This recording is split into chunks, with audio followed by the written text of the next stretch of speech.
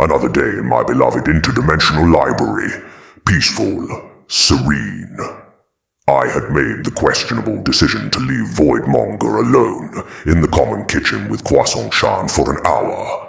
Just 1 hour. And naturally, it ended in disaster. An explosion predictably followed. As I rose from my seat and marched toward the kitchen, muttering curses that would make lesser gods weep, the air grew heavy with cosmic energy. When I opened the door, I was momentarily stunned. Voidmonger stood at the epicenter of the chaos, in his monstrous primordial form, an abyss of swirling black hole madness, his bioluminescent skin flashing erratically with the birth and death of stars. Tendrils of space-time curled outward, sucking in flower clouds and scattering fragments of pastries across dimensions. Then, as if remembering where he was, or perhaps realizing I was glaring at him, he drew his form inward. The monstrous abyss folded into itself, collapsing neatly into the semblance of a humanoid shape, 6 feet of cryptic bioluminescence and vague smugness. He was now peering into what I think used to be a bread machine, its surface faintly glowing and emitting the unmistakable hum of collapsing space-time.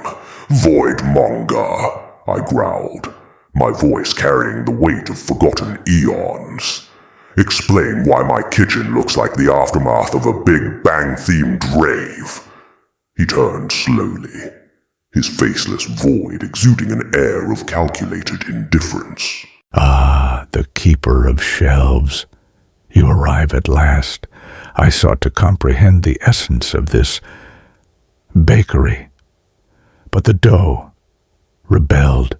Before I could launch into a tirade about respecting communal spaces, a very pink, very tentacled figure floated into view. Croissant, or at least what used to be Croissant. "Tremble before me, you fragile mortals! Your one true Croissant Queen commands it! Bow before my flaky majesty, or face the wrath of slightly underbaked pastries!" She declared, her voice echoing with the authority of someone who's binge-watched too many villain monologues. "For I am queen of the black holes and singularities! Tremble at my crumbly magnificence!" I pinched my temples, or what counts as temples on an eldritch being. "What did you do to her?" Voidmonger tilted his head, an unsettling gesture for someone without a face. She sampled my experimental void-infused croissant, a curious blend of buttery delight and infinite collapse. "Wonderful. You've turned her into a cosmic tyrant with a superiority complex. Just what the library needed." I sighed. "Croissant, get down from the ceiling. You're dripping void ichor on the countertops." "I am the ceiling now. This is my realm!" She cackled, her pink hair swirling like a pastry caught in a tornado. "And I shall bake the universe into submission. All shall love me and despair." Voidmonger, unbothered, was poking at the bread machine again. "It is not her fault. The void speaks to her as it speaks to me. She is attuned." "Attuned?" I barked. "She's singing karaoke with it, Voidmonger." I gestured at the swirling black holes forming in the air. "Fix it. Now."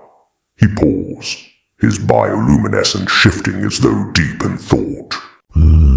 The void does not respond to force.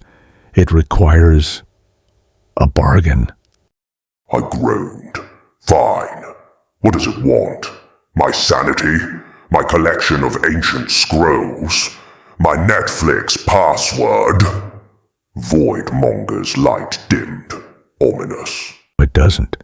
It desires a tribute of equal culinary mastery.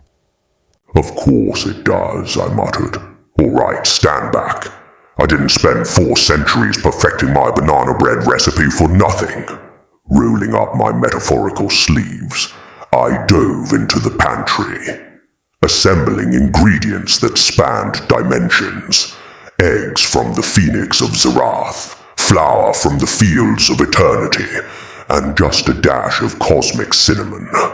Voidmonger watched, his void face unreadable. Impressive.